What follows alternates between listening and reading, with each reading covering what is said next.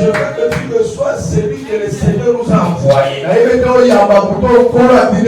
Vous savez, il y a d'autres serviteurs. Ils sont des aveugles. Mais vous les pouvez, Isaïe 42 le dit. Il dit serviteur aveugle que le Seigneur a envoyé.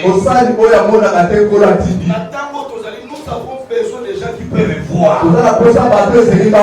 Pourquoi on combat les prophètes? Parce que les pasteurs là n'ont pas les yeux pour voir.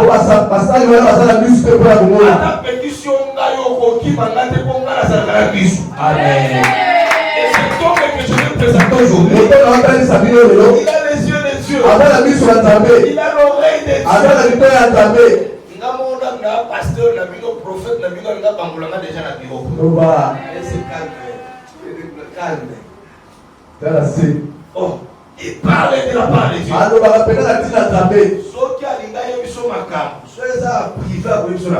Yes. Mais ce secret, il te le dira. Il parle bien. Et à chaque fin de l'année, il y a assister Bissou. Yes. À chaque fin de l'année, il vient toujours nous assister. Mais il vient toujours là. Mais dans sa maison. Il y a deux personnes.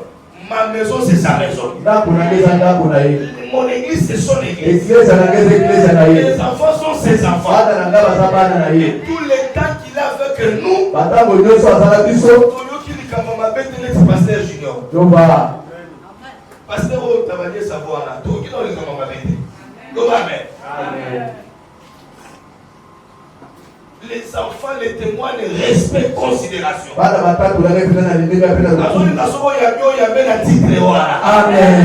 Quand il reçoit un prophète, pas comme ton ami, comme ton père biologique, pas comme ta copine. Si tu les reçois en qualité de prophète, ce qui t'attend, c'est la récompense du prophète. Je vais appeler l'homme de Dieu. Je veux que Jérémie Pébélé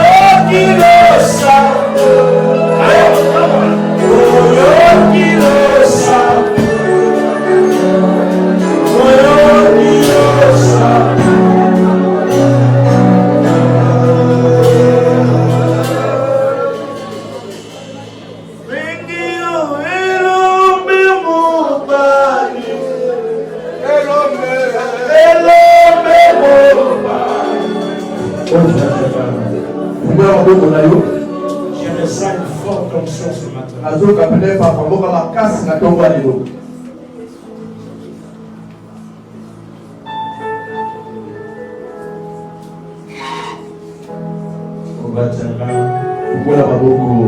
Oublie ton problème. Pense à la grandeur d'Adonai.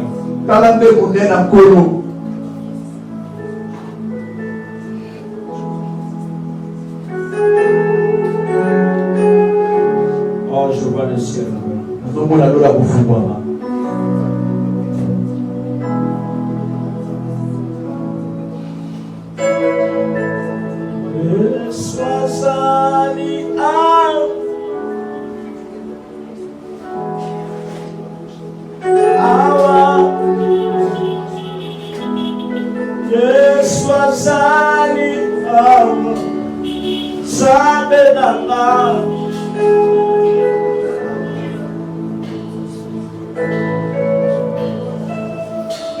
Saint-Esprit, merci pour ta utilise nos faibles mots pour édifier ce peuple.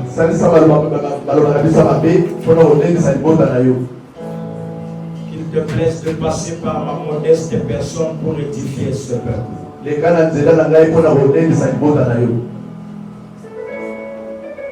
Que les mots qui sortent de ma bouche soient justes et vrais.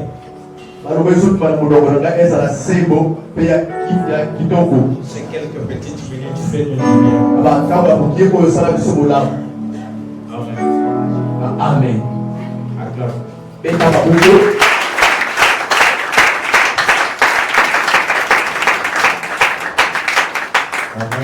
Amen. Est-ce que vous pouvez vous saluer?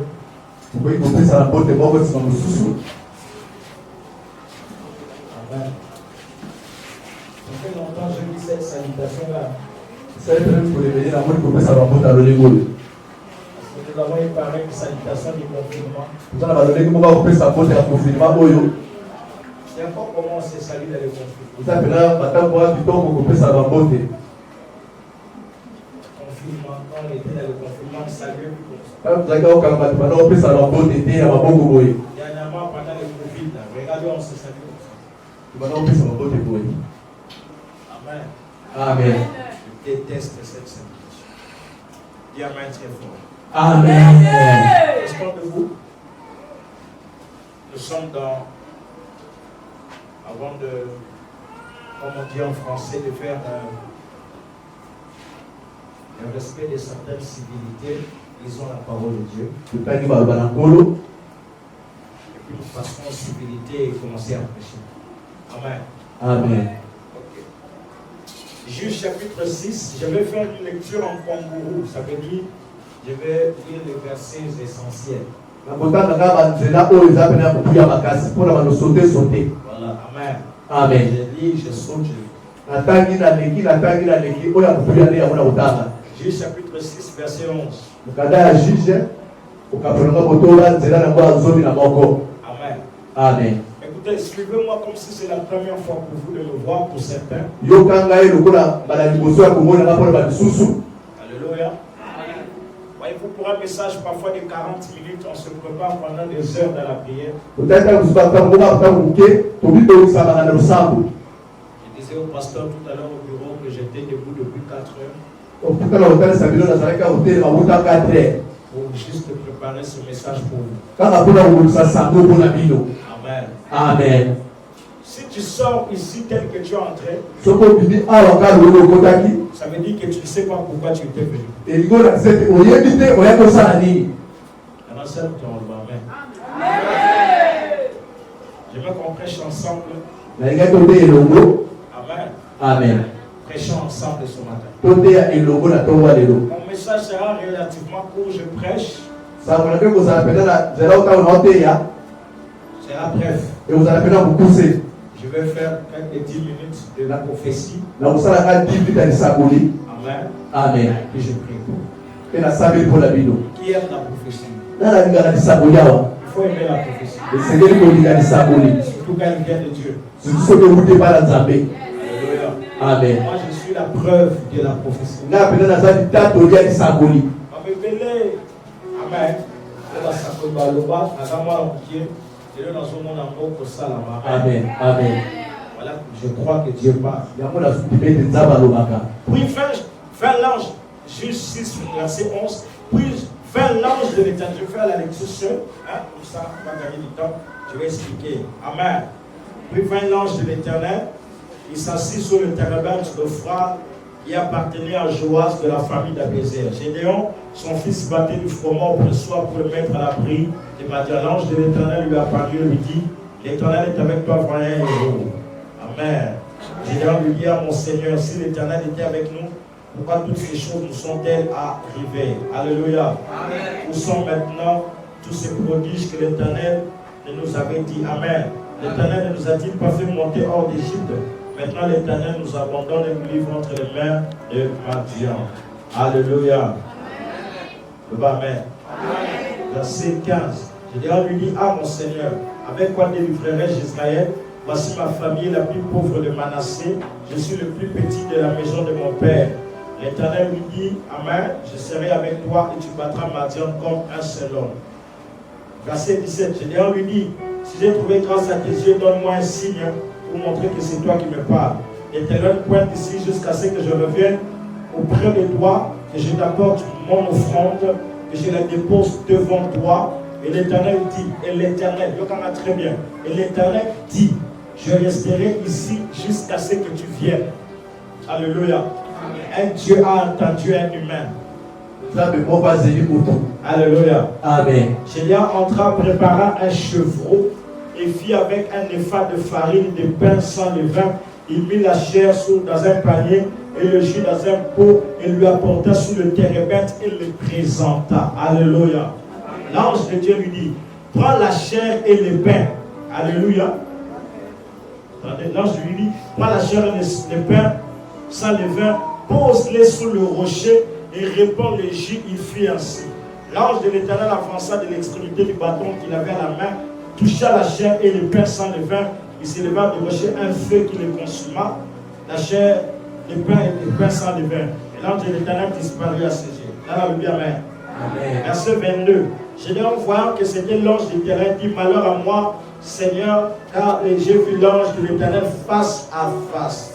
L'Éternel lui dit: sois en paix, ne crains point, tu ne mourras pas. Verset 24. Gédéon bâtit là un hôtel. Dites avec moi: Gédéon bâtit un hôtel. Gédéon bâtit un hôtel. La Bible dit bâtit là. Amen. Amen. Et là dont il est question, on parle de l'endroit. Amen. D'un lieu. Il bâtit là un hôtel. Alléluia. Il lui donna pour nom l'Éternel paix. Il bâtit un hôtel et il nomma cet autel l'Éternel paix. Alléluia. L'Éternel paix. Il bâtit un autel qu'il appela l'Éternel paix. Alléluia. Alléluia. Amen. Reprenons le passage. Il bâtit un autel à l'Éternel qu'il appela Éternel paix. La majeure partie des problèmes que nous avons dans la vie, avant que je n'aille plus loin, j'aimerais respecter les civilités. Ça veut dire merci au papa de la maison, le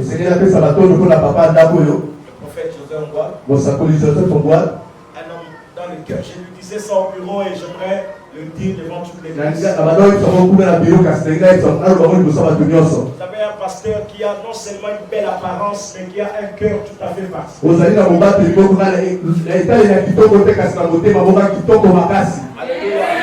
Vous savez la grandeur, ce qui fait la beauté d'un homme ou d'une femme, ce n'est pas son apparence extérieure, mais c'est comment est son cœur.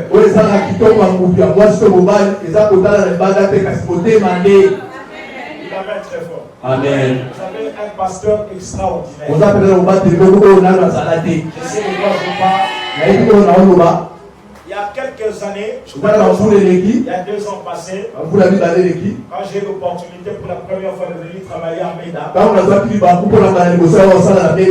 qu'on parlait au bureau, le Saint-Esprit m'avait mis à cœur de l'ouvrir mon cœur. De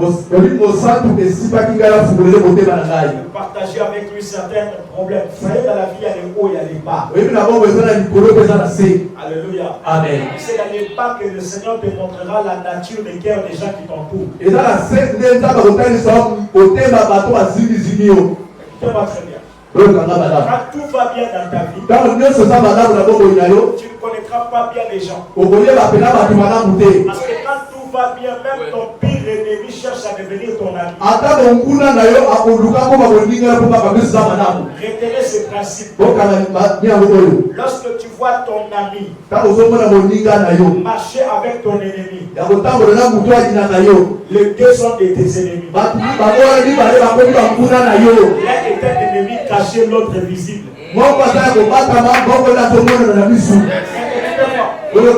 Lorsque tu sais que celui-là est ton ennemi, tu sais comment prendre des gardes avec lui. Mais lorsque un ennemi se fait ami, il est plus dangereux que l'ennemi. Je ne sais pas si j'ai dit quelque chose à quelqu'un. Non, j'étais en train de dire. Ton ennemi le plus dangereux est celui qui se fait ton ami. Malheureusement, Kinshasa est rempli de beaucoup d'hypocrites. En fait, en fin de compte, je suis arrivé à une conclusion. Que Kinshasa est rempli d'hypocrites. Deux. À Kinshasa, on ne s'aime pas. On ne s'aime pas. Amen. On ne s'aime pas. À Kinshasa, tu verras quelqu'un te sourire. Mais apparemment, il est content de tes faiblesses. Et à Kinshasa, quand tu es dans la joie, tout le monde t'acclame. Mais le jour où tu seras dans la faiblesse, ce sont les mêmes qui t'ont acclamé, qui vont te réjouir.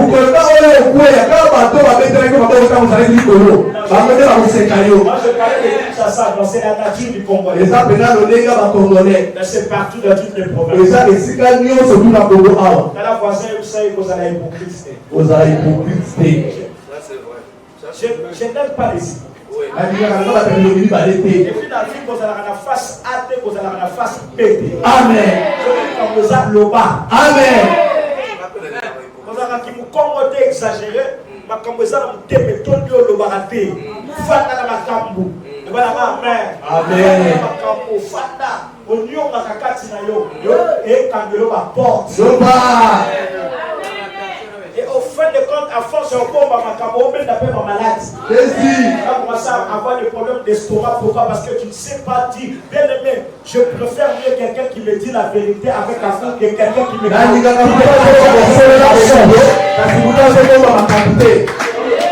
Celui qui te dit la vérité t'aime.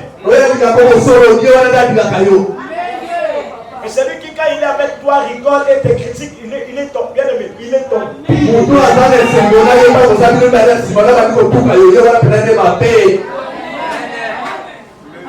y a un ami avec qui on a fait 20 ans ensemble. Mais il y a quelques, j'ai parlé de ça et j'ai dit, il y a quelques semaines passées, je lui ai confié ma fiancée pour faire des prières. Et puis il a commencé à la draguer. Et dit à ma fiancée, quand on est en relation,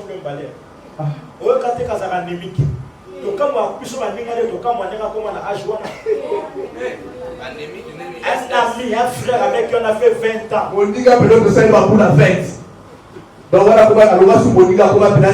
Des choses sales même que je ne peux pas vous dire au micro qui lui disait. Un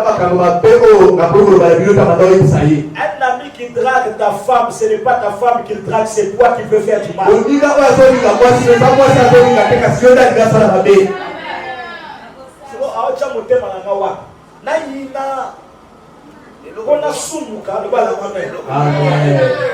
Alors qu'est-ce que je fais? Au lieu de pécher dans la haine, je prends des distances. Prenez des distances avec des personnes qui ne vous aiment pas. Celui qui ne t'aime pas, tu n'as pas d'avenir avec lui. Alors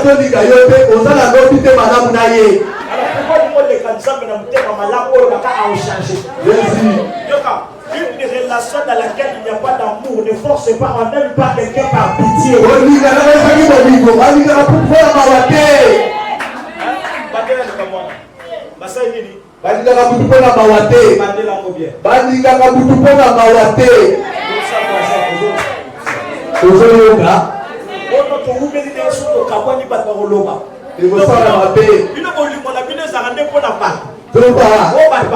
Jésus.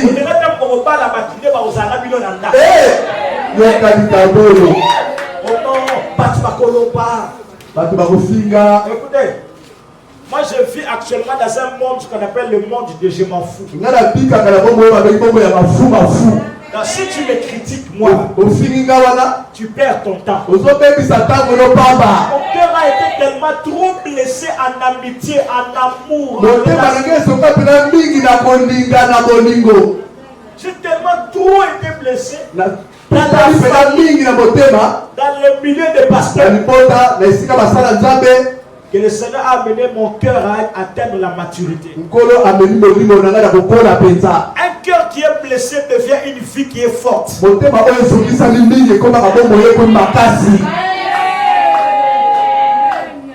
Est-ce que j'ai parlé à quelqu'un? C'était pour vous dire que j'aime beaucoup le prophète.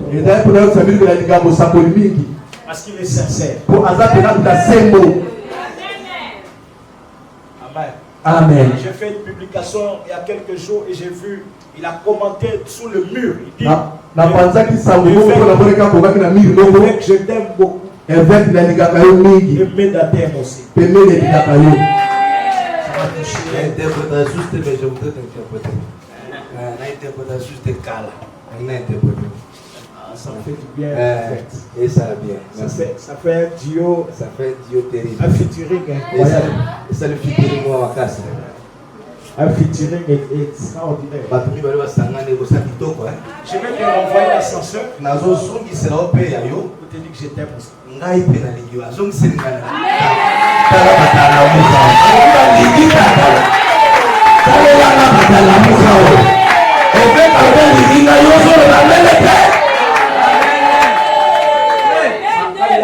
Ça m'a fait penser à une maman qui est en train d'appeler son fils Fayoulou. Alors son enfant s'est réveillé et dit mais pourquoi nous avons Fayoulou? Il a dit que c'est la moukati. Moi, je vais prendre la ligne, nous sommes bien la Fayoulou. Il a dit Fayoulou, il a dit si la mouka. Les Quinois sont terribles. Dieu va être très fort. Amen. Comment j'ai introduit mon message? C'est lui qui connaît le prix à gagner. N'a pas peur du prix à payer. Parce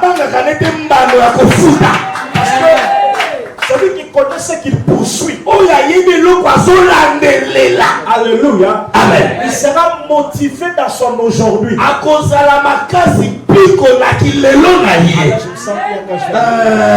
amen. Amen. Celui qui connaît ce qu'il poursuit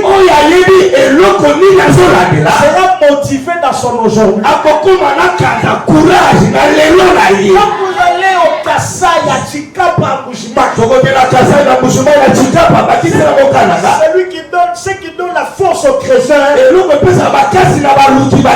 c'est ce qu'il cherche. C'est la grandeur de ce qu'il cherche. Amène même leur vie à risquer. C'est établir un principe que vous connaissez. Celui qui ne risque rien. Tout celui qui a réussi est sorti du monde de l'ordinaire pour relever les défis. Écoutez-moi bien demain. Si tu ne connais pas Goliath dans ta vie, tu n'es pas prêt pour les couronnes. Dans la vie, on célèbre ceux-là qui sont prêts à relever les défis. On est dans un siècle. Nous vivons dans un monde où tu dois croire en Dieu. Tu dois croire en toi. Celui qui a réussi, c'est parce qu'il est sorti de l'imaginaire. Alléluia. Vous commencez à croire que je peux naître dans une famille pauvre, mais mon avenir n'est pas pauvre. Je parle ici à Meda. Je le sens dans mon essai. Une génération de millionnaires va s'élever. Je parle ici à une génération de femmes. Les dollars et les héros ne seront plus un problème. Je parle ici une génération leader de faux. Des leaders de faux. Des personnes que Dieu va mettre au front. À la retraite. Des personnes sur lesquelles la famille va compter. Qui va être plus fort. Il y a ta taille. Mais ta grandeur qui est terminée par la grandeur de ta vision. Quand tu peux voir si grand tu deviendras. Si loin tu arriveras. Je parle, je viens. Gédéon a grandi dans une famille pauvre. Non seulement que sa famille était pauvre, mais elle était la plus pauvre de Manassé. Lui était, sa famille était la plus pauvre de tous les pauvres de Manassé. Ça ne s'arrête pas là. Sa famille n'est pas seulement la plus pauvre, et lui il est le plus petit de sa famille. Voyez une famille pauvre. Et lui est le plus petit. À quelle période? Une période où l'Éternel va livrer Israël entre les mains d'un peuple qu'on appelle Madian. Alléluia.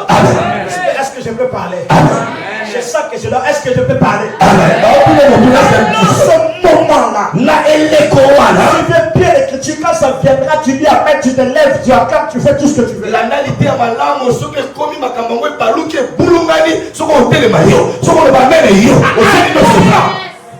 Matthieu venait détruire toute la récolte d'Israël. Et pendant ce temps-là, la Bible de Gédéon était sortie pour faire perdre, moudre le froment au nez qui savent. Alléluia. Et le mettre à l'abri de Madia quand Madia viendra. Pendant qu'il est en train de voir, l'ange de l'Éternel se présente à lui. L'Éternel est avec toi, vaillant héros. J'aime ça de la version version anglaise. L'Éternel est avec toi, mighty man of valor. Puissant homme de valeur. Celui que l'ange est en train d'appeler homme de valeur, il est né dans une famille pauvre, mais l'ange l'appelle homme de valeur. Mais lui, c'est qu'on l'appelle Faya Héros. Mais lui, c'est quoi venir mon bondi pe mon lot. Celui qu'on peut appeler Faya Héros, c'est un homme qui a remporté. Mais lui n'est jamais allé dans un guerre, même dans un combat de quartier, il n'a jamais remporté. Donc voilà, l'ange de l'Éternel se présente à lui et l'appelle Faya Héros. Na after pasalate na quartier pa bundate mais alphabet elombe mo bumi wolosa ba bitumba venu wana ya komeka abunda l'Éternel lui appelle Faya Héros. Avec molongi J'ai compris, hein? Celui tu ne pas ce que les gens disent de toi. Tu es ce que l'ange de l'Éternel. La réussite de ta destinée commence par la révélation de l'identité que Dieu te donne. Je parle, je prophétise. Toi, tu n'es pas tes frères. Tu n'es pas ton père. Tes parents sont l'image de là d'où tu viens. Mais ton pasteur est l'image de là où tu arriveras.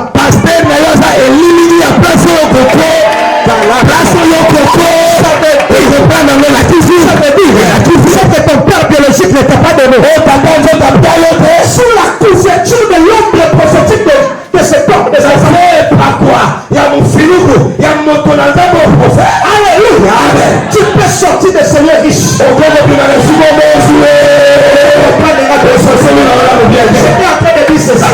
C'est la parole d'un féticheur qui va apporter les cas pour moi. La vie de quelqu'un. Simple cérémonie de parole. Alléluia. Je parle dans le livre de la sagesse. Je à l'alliance de ses pères. Je bénis ta vie.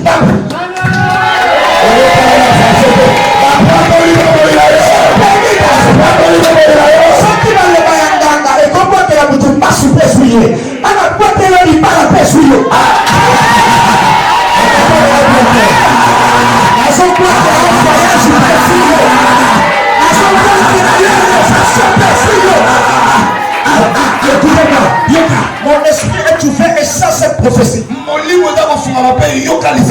Les 3 prochains mois qui arrivent, le Seigneur m'a dit qu'il va relever la vie de plusieurs ici. Tu ne m'entends pas. Le Seigneur me dit, c'est 3 mois qui viennent, va relever la vie des gens ici à terre. Jamais. Cette pitié de celui qui a compris sur ta vie. J'ai pitié. Celui qui a mis un point final à ta vie. J'ai pitié. Celui qui a dit que parce que tu es enseigné, tu dois j'ai pitié. Celui qui a dit que tu n'as pas de soutien dans la vie. J'ai pitié. Celui qui t'a rejeté avant. J'ai pitié. Cette personne-là qui a fait te faire souffrir parce que tu habites chez lui. J'ai pitié. Personne qui t'humilie. J'ai pitié. Celui qui te critique sans cause. Il ne sait pas que la Bible déclare lorsqu'une mère t'a abandonné, sans qu'elle ait allaité, c'est l'Éternel ton Dieu. Je ne t'abandonne pas. Je ne te laisserai pas. Je prophétise aujourd'hui. Ta famille va t'abandonner. Ta famille va t'abandonner.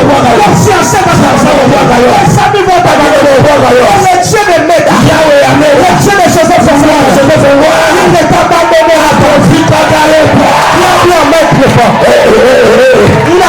Qu'est-ce qui s'est passé? J'aime quelqu'un qui a dit ceci. Tu l'as compté, tu m'es mort. Depuis les années de ma mère. Oh, Alpha. Avant qu'Abraham ne fût tué. Oh, Alpha. Mon Seigneur.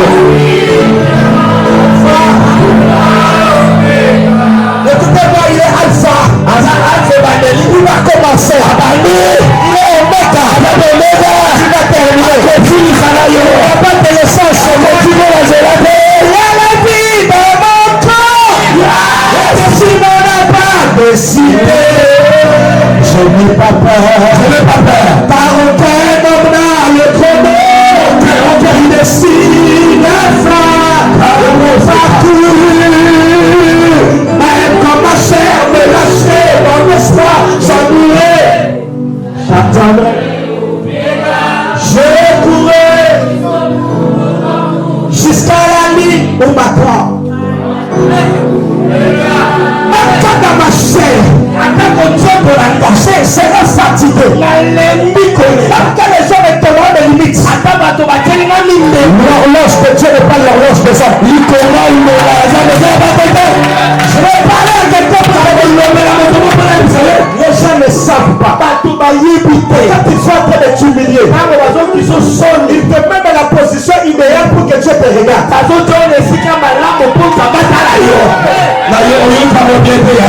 Si le gars m'a dit que tu as la même puissance, c'est lui qui est en train de te rejeter. Moi qui saille, il te met dans la position initiale pour que Dieu te récupère.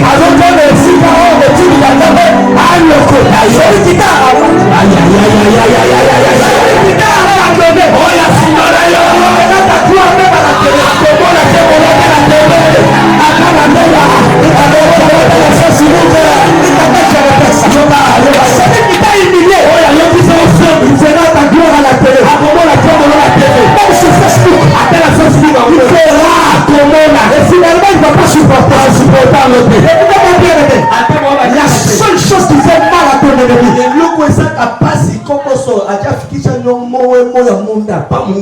alléluia, c'est ton bonheur. C'est quand toi tu as force, c'est ce qui fait mal à ton ennemi. Au lieu soit du sabaton à fin d'accord. Si tu as le baillot, tu es le liboso. Tu seras en train d'avancer. C'est la meilleure réponse. La meilleure réponse. Le carabero. Passer payer. Atelier sauter. Ça peut pas s'ouvrir. On porte de ta destinée d'être ouverte.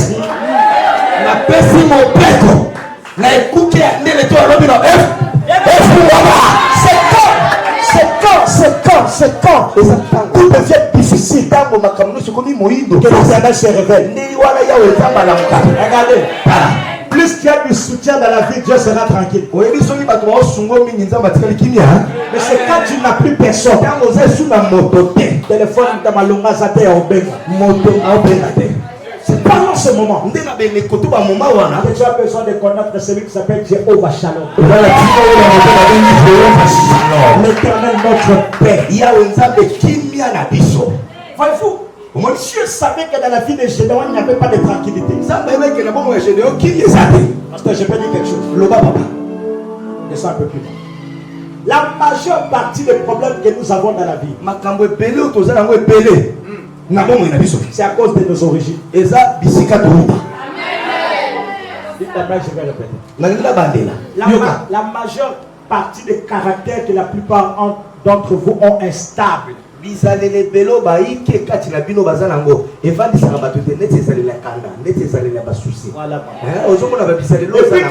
fais la réponse,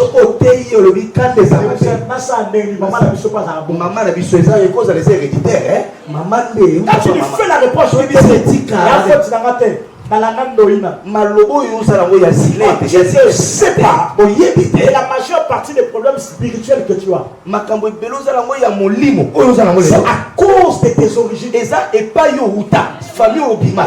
pasteur chrétien ou pas, tu peux être pasteur le plus loin. Ça n'annule pas que tu n'es pas congolais.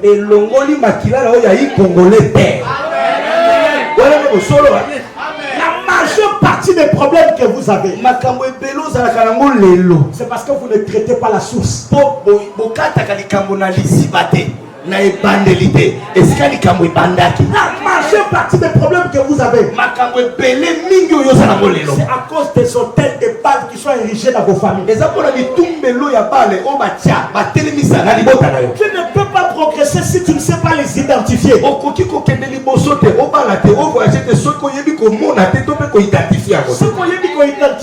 quels sont les vrais problèmes de ta famille? Tu prieras, il n'y aura pas les résultats. Et tu diras que le prophète n'a pas d'onction. Vous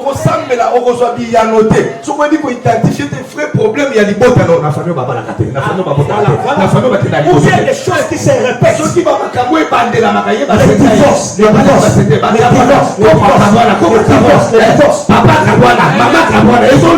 si vous partez comment? Vous allez toujours revenir dans la parcelle familiale. Les familles comme ça, ils sont contents. Ils sont contents parce qu'ils ont une grande maison.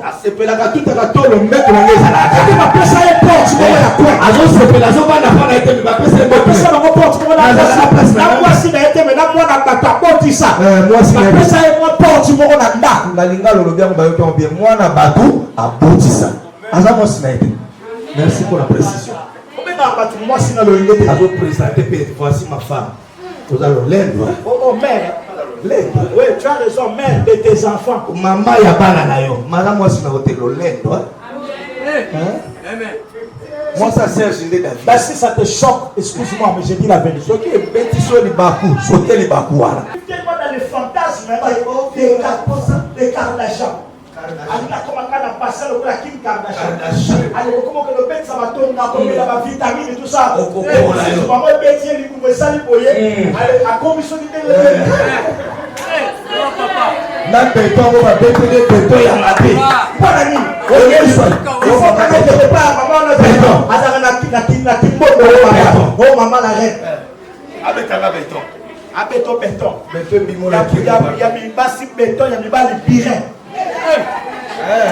Amen. Tout ça là c'est quoi? Sexualité.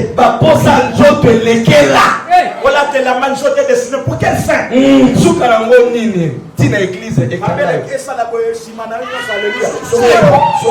Pour quelle fin? Et puis tu es content, tu lèves les mains, tu mets la fille du frère qui est à côté où? Et puis le frère commence à prier. Oh Seigneur, oh Seigneur, alléluia. Tu mets la vie du frère en danger. La vie de nos frères sont en danger. Mais avant que ça ne termine, avant vous aussi là, les hôtels qui réclament ta vie seront brisés.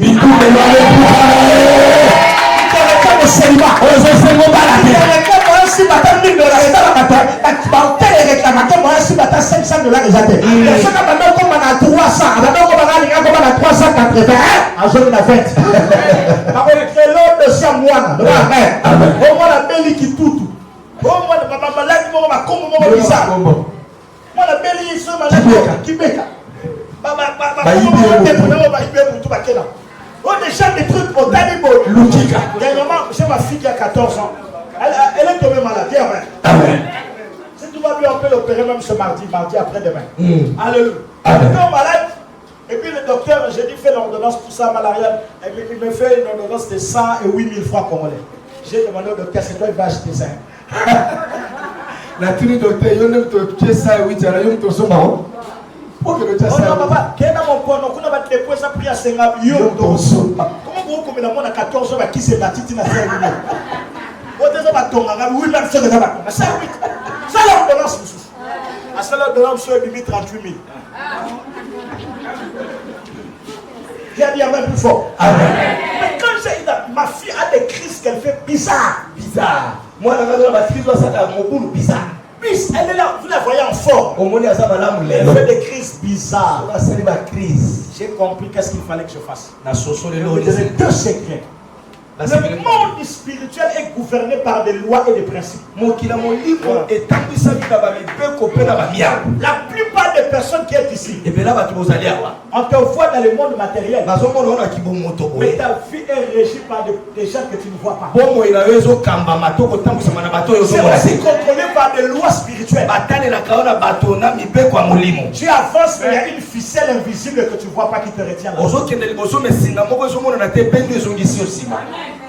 Si vous dites pas amen, ce sont des choses que je dois vous dire.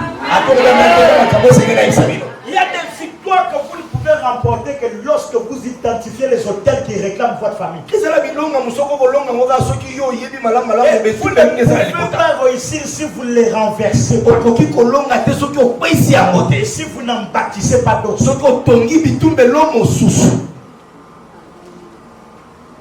quand elle dit pas amen, ma famille spirituel.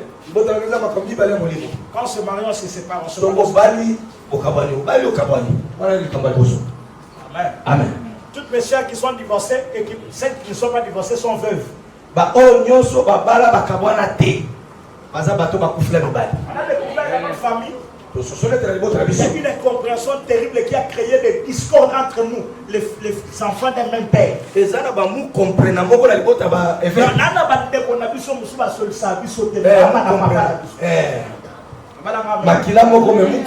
Je fais. Vous qui aimez aller prier, n'allez pas seulement prier pour nous prier. Priez pour que Dieu vous donne une prophétie claire des hôtels qui réclament vos vies afin de les identifier de comment vous pouvez vous en sortir. Il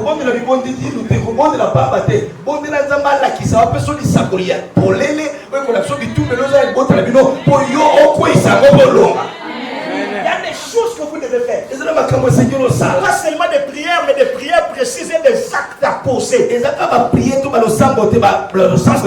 mal pour mon église. Pourquoi? Parce qu'il y a des gens qui sont contents d'avoir des prophéties. Je veux voir l'accomplissement de ce que Dieu dit. Il y a des choses comme des choses que j'ai l'habitude d'entendre.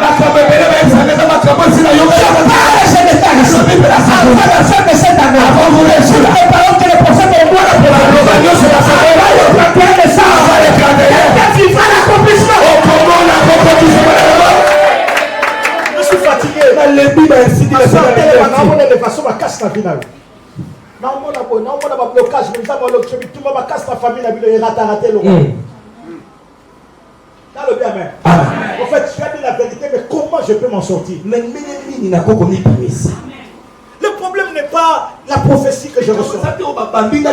Je l'ai sorti comment? Avant de commencer la bataille, l'Éternel par l'ange dit à Gédéon. L'ange de l'Éternel apparut à Gédéon la nuit. Un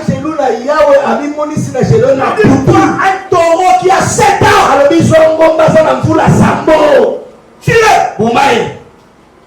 Tu le présenteras sous l'autel de Baal. Amen. Ce sera pour toi une manière de renverser le pouvoir de Baal qui est en train d'avoir de l'influence sur vous.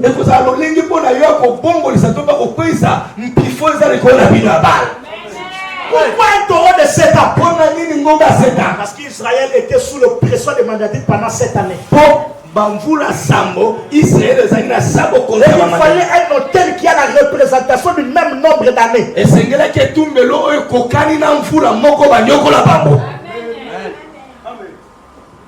sais pas si je parle.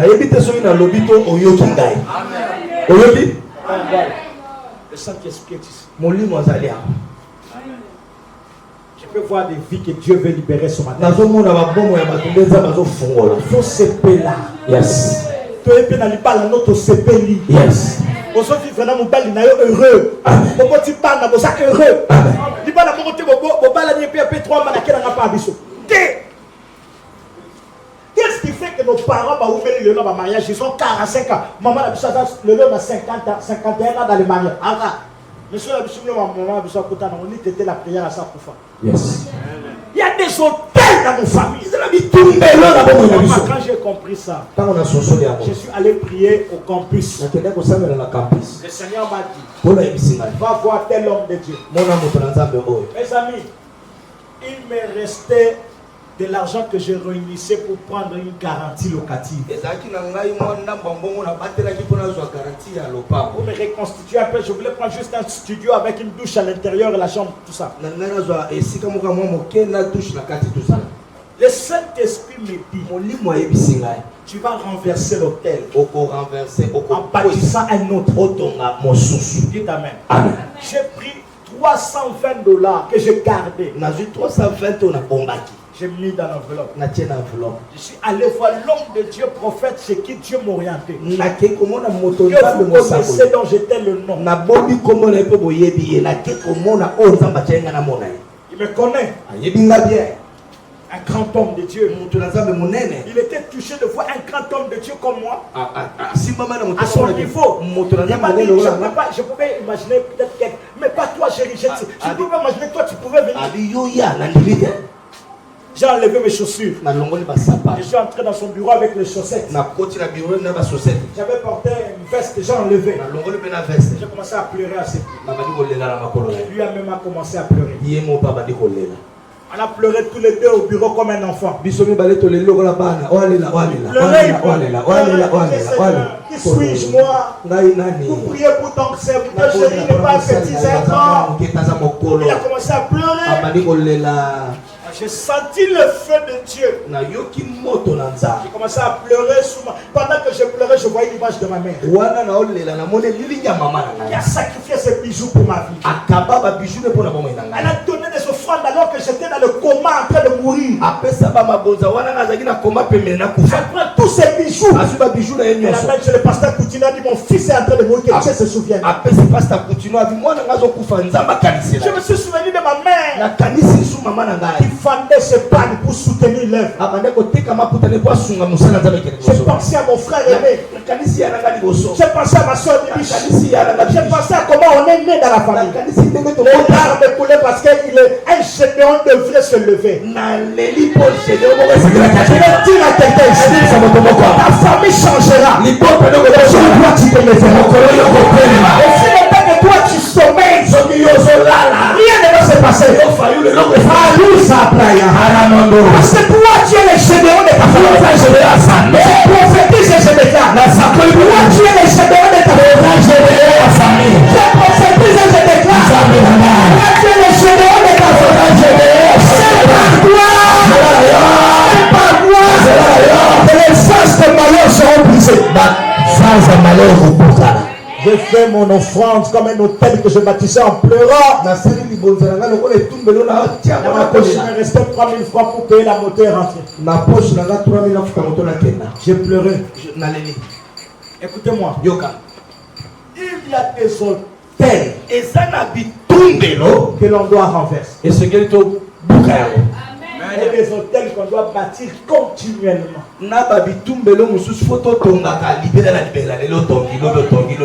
Personne n'a dit amen parce que vous ne comprenez pas ça. Par des échanges. C'est fait par des échanges. Il y a des choses qu'on t'a volées. Regarde, je te pose la question. Est-ce que tu mérites la vie que tu as? Est-ce que vie aux hommes les enfants? Est-ce que la vie que tu as là, c'est la vie que tu dois avoir? Est-ce que tu dois toujours être une femme qui doit dépendre d'un garçon pour acheter les laits de beauté? Est-ce que tu dois toujours dépendre d'un garçon pour acheter les cabellos? Deviens ce matin une femme ambitieuse qui a la vision de réussite. Une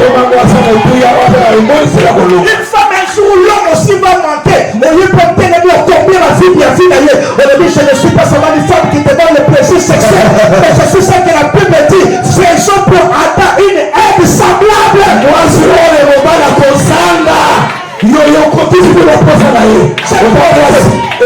Je prophétise dans cette église. Vous êtes des êtres semblables. Pour des Adam. Moi, je suis être semblable à Iba Mobile Neta. Soit je suis être semblable à Biblia à ma père. Mon père n'a été pas dans la famille.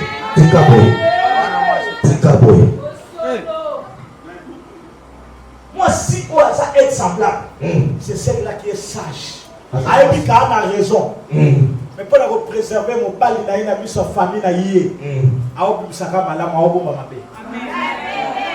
Parce qu'on a comme un rat.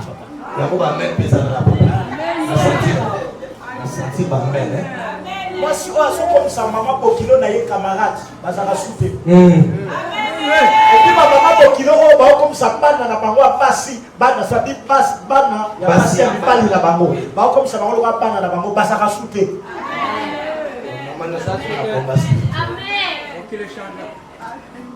Que maman bokilo na yo pena sur moi si na yo kwa ka nuti mwana na ye aya ko tala bini bo fandi bo so seka e ke na ki yo kwa na ka pena zo ba tekeda kala sœur so o lo ba ma père mo pa na ona famille na yo ba ko influencer o ko bo ka bona oui hein j'avais aimé une fille on a arrivé jusqu'au mariage. Lingala ba mama ba mona kama kambo yo jeune fille ko mona te. Kana so ebise tika tika. Est-ce que quelqu'un va venir là là. Quand la somme que vous avez pasteur nous voit ça ka bwana mos. Fallait vivre dans la table, vivre pour comprendre mon nom. Écoutez-moi. Il vaut mieux souffrir pour un temps que de souffrir toute une vie.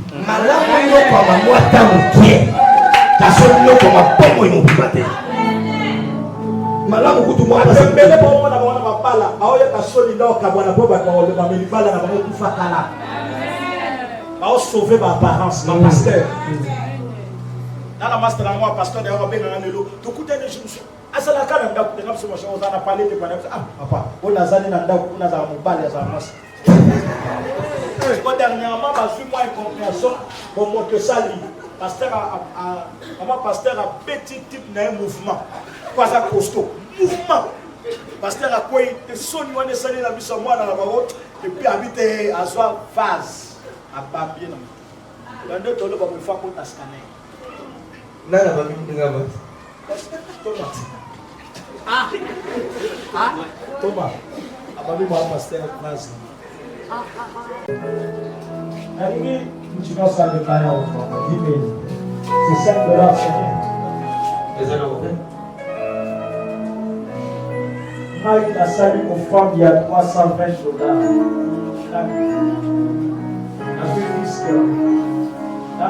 Monique. Il y a quoi son papier? Aux parents, tous apparentés. Mais voilà la mère. Il faut comprendre que pas dans la vie, on va souffrir de mon avis. Dans le cas, c'est fort. Même si vous avez parents, vous avez à tous les pour ça, mais vous n'avez pas souffrir. Tu as mal à la papier aux 5 000 francs. Ça veut dire. Tu as mal à la papier aux 5 000 francs. Tu as mal à 5 000 francs à la papier. Vous avez parents à on a maté quand on paie là, la médecin a souki, le souki, on va s'arriver. On va se faire qui a fait ce pasteur soumis, mais nous disons, à quelle enveloppe on a privé $3 000 à livrer moi dans mon fatigué. On m'a dit la fois dernière, chérie, il faut dans la maison, il faut t'aimer. Il faut t'aimer. Mais la vie n'a pas ça la différence. La vie n'a pas ça la différence. Avec-moi les papiers si on a encore. Il veut prendre 5 minutes. Celui qui pense qu'il doit aller à la maison, attends que les choses se passent.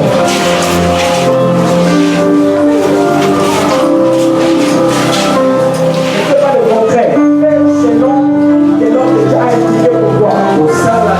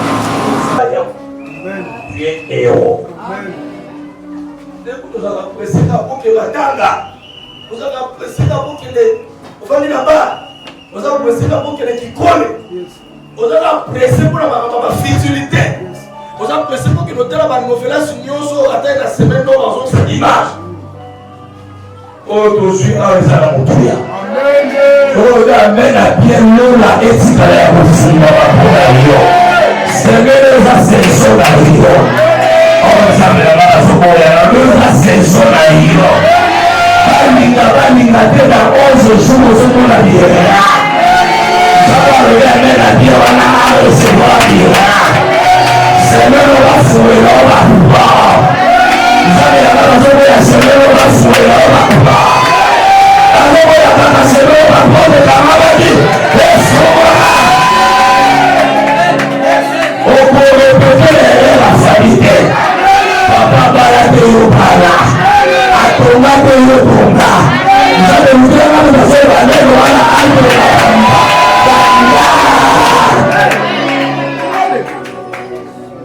fiancé nous sommes ça fait 45 jours. On va au temple, on va aller 45 jours à 6 matin. Professeur, on peut comment y aller. On va 44 ans, on va habituer les arbres, on se fait 2 mois. Avant fin de l'année, on va se dire ça. Et l'homme, on va aller sur le roi. Et l'homme, si ça va passer, il y a rien facile qui passe dans le roi. Comme le Seigneur a parlé. Pas si de l'homme. On dit qu'au commencement, la terre était informe et vide. L'Esprit de Dieu se mouvait au-dessus des eaux.